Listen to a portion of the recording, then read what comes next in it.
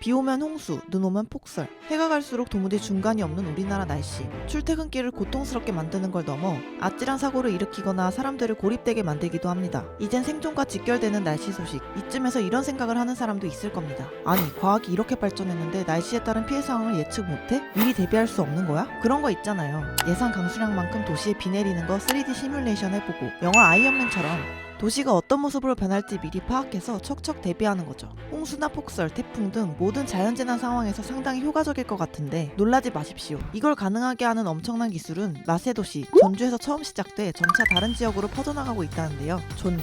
비빔밥, 콩나물국밥, 한옥마을이 유명한 바로 그 전주?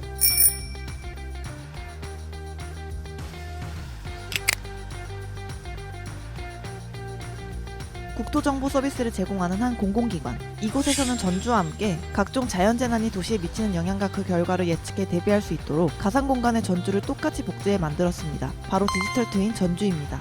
디지털 트윈 전주는 멀티버스에 빗대어 생각하면 이해하기 쉽습니다. 우주 공간이 아닌 디지털 공간에 실제 전주와 똑같은 또 다른 전주가 존재하는 겁니다. 디지털 트윈 전주에서는 실제 도시에서 일어날 수 있는 다양한 상황을 시뮬레이션하는 게 가능합니다. 가장 쉬운 예로 자연재난 중 하나인 폭우. 폭우 소식이 있을 때 디지털 트윈 전주에 예정된 강수량만큼 비를 내리게 합니다.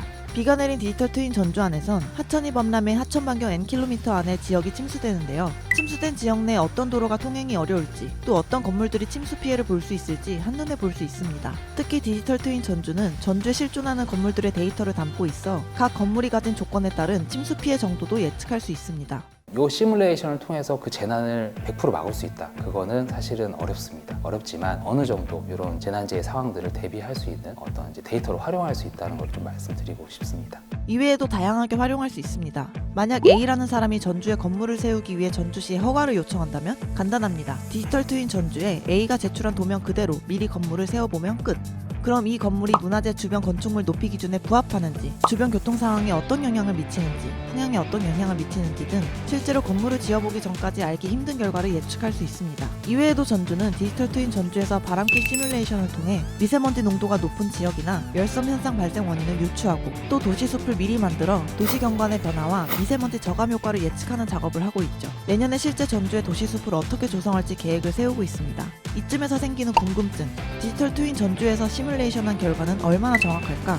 그 시뮬레이션 결과를 도출하기 위한 기초 데이터들이 충분해야 하고요. 그 다음에 검증된 시나리오의 알고리즘 등이 도입이 된다고 하면은 정확도는 계속 더 높아지게 되고 현실과 동일하다고 볼 수 있을 것 같습니다.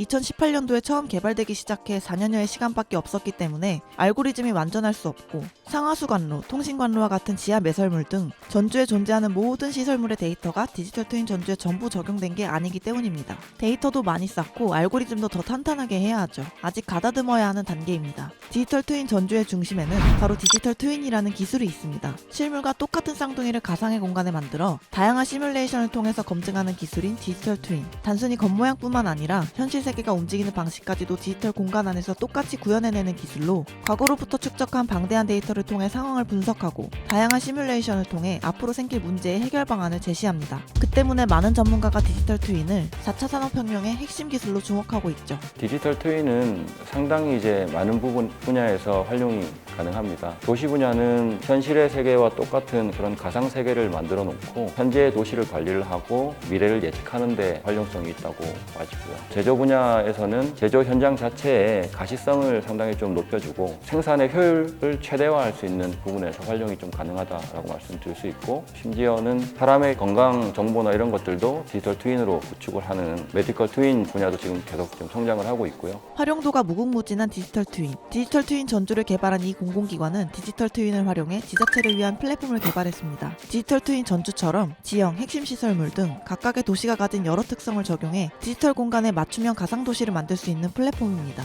스브스 뉴스가 있는 서울을 예로 들면 복잡한 도로, 빼곡한 아파트, 지하시설물 등 서울의 개발 및 관제에 많은 영향을 미치는 여러 특징적인 데이터를 바탕으로 이 플랫폼을 통해 디지털 트윈 서울을 만들 수 있는 거죠. 사례를 드리면은 울산 울주군 같은 경우는 이제 그 원전이 있는 곳입니다. 방사능 피해에 따라서 계획을 수립해야 되는 특수성을 띠는 업무가 있는데요. 그런 것들은 거기만 해당하는 것들이잖아요. 그런 것들을 디지털 트윈 공간에서 계획하고 대비하고 하고 싶은 요구가 있으셔가지고 관련된 서비스를 만든 사례도 있습니다. 이제 행정 업무의 효율화를 지원할 수 있는 기반이 되는 플랫폼을 제공해드리는 거고, 플랫폼이 활성화돼 전주뿐 아니라 전국의 모든 도시가 디지털 공간에 복제된다면 어떨까요? 디지털 트윈 서울, 디지털 트윈 대전, 디지털 트윈 대구, 디지털 트윈 부산. 도시를 개발하고 관리하면서 생기는 기회비용이나 피해는 줄어들고 우리 삶은 더 안전하고 편리해지지 않을까요? 이번 영상을 만든 PD가 추천하는 영상도 보고 가세요. 스브스 뉴스의 다른 영상을 즐기시려면 구독 버튼을 꼭 눌러주세요.